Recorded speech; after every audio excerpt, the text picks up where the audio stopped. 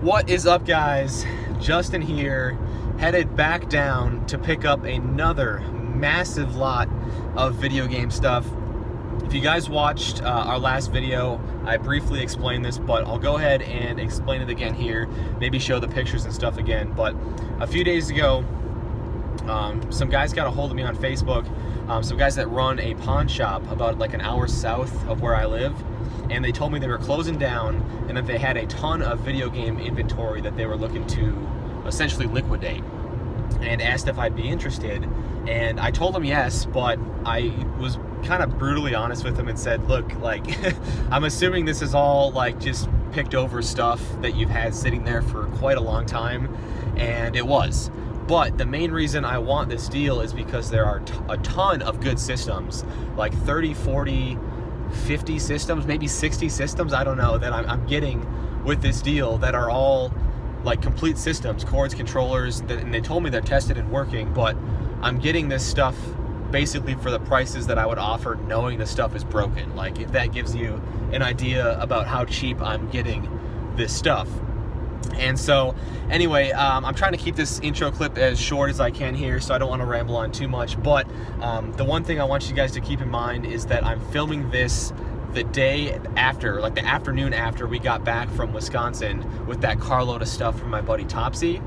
And so I know the videos aren't going to get posted like back to back like that, but this is like 12 hours later. I'm headed back down in the same direction to pick up another carload of game stuff. So just an insane couple days of pickups here. Hopefully the next clip I show you guys will be my car overflowing with all of this game stuff.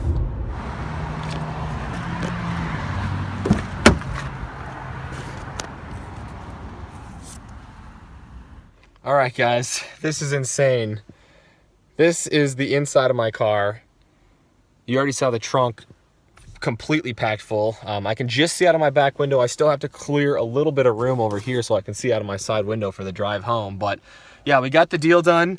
And I had to throw a little bit of extra money into the deal. There was a little bit of miscommunication on what all I was getting, but I got basically everything that he had, and for a pretty killer deal. So I'm gonna go home, probably spend the rest of the evening unloading and trying to organize this so I can show it to you guys in some form or fashion. But yeah, I'll let you guys know when I get home with all this.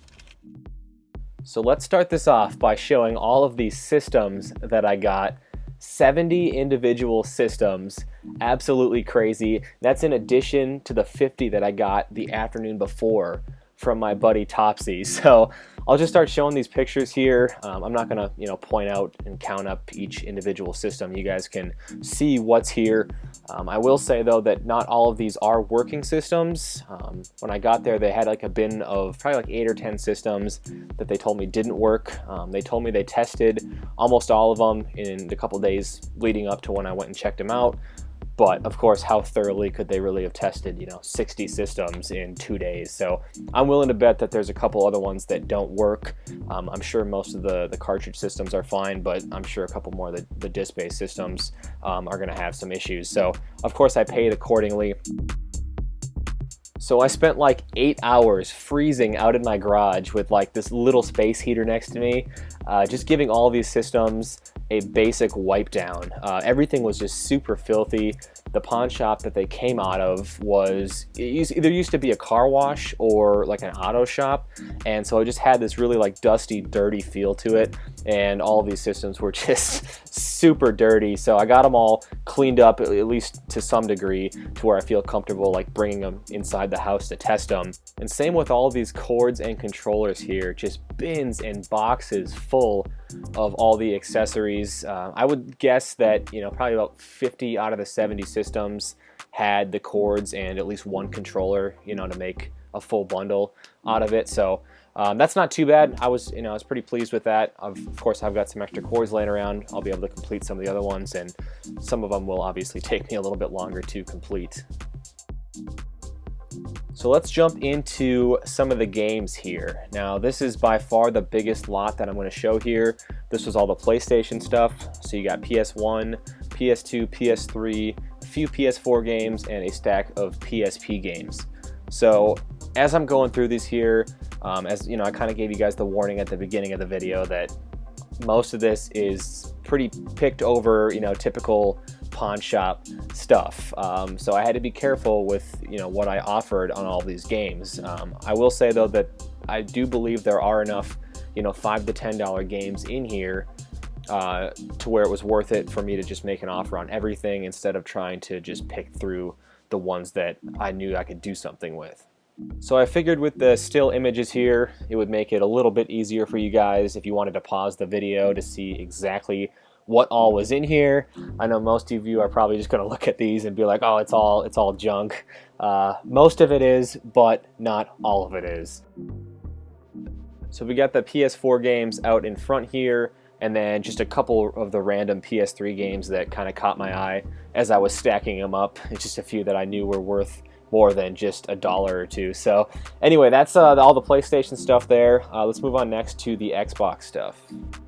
So obviously a lot less to show here, just a real small stack of original Xbox games on the left here, and then a couple stacks of 360 games.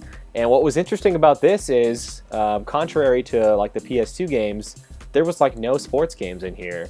So I don't know, I'm assuming they probably just stopped taking sports games at some point during the 360 era because they realized they weren't selling any of them. That would be my guess. It's either that or he's got a bunch of boxes in the back of his store yet that have all of the 360 sports games in there. And then some Xbox One games on the right here. That Amazing Spider-Man 2 on the top, I was shocked to see is still like a $30 or $40 game. And so I'm not too familiar with the Xbox One stuff, so I don't know if it's just harder to find, or I can't imagine it's that new because I don't think this pawn shop's been taking in game stuff anytime recently. So someone can drop a comment and let me know on that. Moving on to the GameCube, Wii, and DS stuff. So only 3 GameCube games, which was a little bit disappointing, but that Samurai Jack game on top I actually need for my collection still. And then really nothing special at all in the Wii stuff here.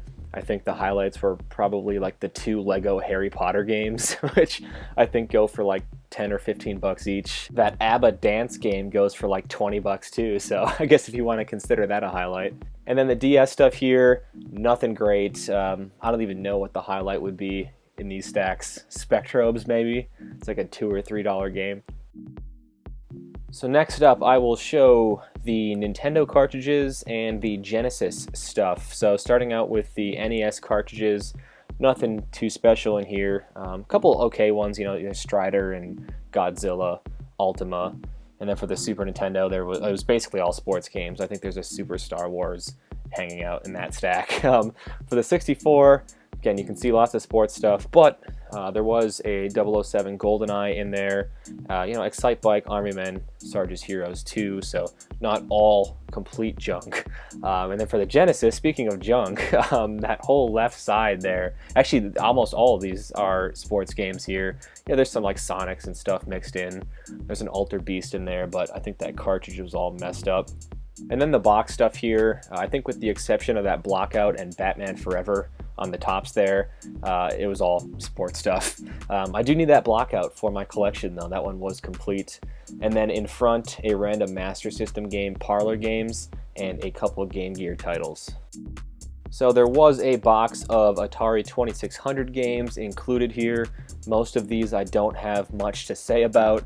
I think that Frostbite game that's towards the middle goes for like 10 or 15 bucks. A couple below that is Fast Eddie, which I've never seen before, although I don't think it's worth very much. But I rarely see Atari stuff anymore, so to get a box of games pretty super cheap was all right. And finally, what I know you've all been waiting for, the most sun-faded Game Boy games I have ever seen. And I know some of you liked my reaction in the previous video when I first saw all of these sitting in the window. I see some Game Boy games in the window, sun-faded as balls. But I don't know how long a game has to sit in a window to get this sun-faded, but some of these are almost unrecognizable. Like that Aladdin cartridge, it's so sun-faded that the label just fell off when I picked it up. So I kind of just placed it back on top of the game to shoot this part of the video. But luckily, nothing too great got destroyed by the sun here. None of these games are really worth much of anything. In the bin on the top there were 1 or 2 Game Sharks for Game Boy Pocket, I believe. I know those go for a decent amount, but that was all that really had any value here. So as I do a little recap here, I'm sure you guys are wondering what I paid for all of this. So the grand total ended up being $1,050.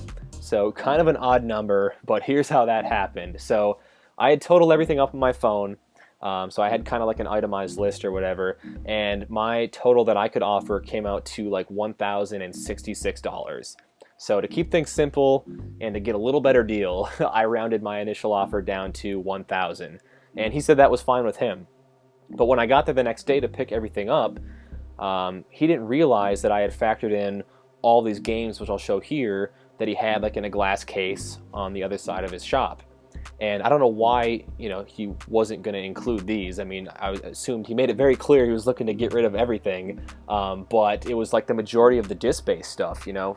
Most of the PS2 stuff, all the PS3 stuff, Xbox 360, the Xbox One and PS4 stuff was all in here. The boxed Genesis was in here, and all those Game Boy games. So, you know, I told him, yeah, no, that was obviously part of my offer, but, you know, if he wanted to do something else with those games, that I could adjust my offer down a little bit to compensate.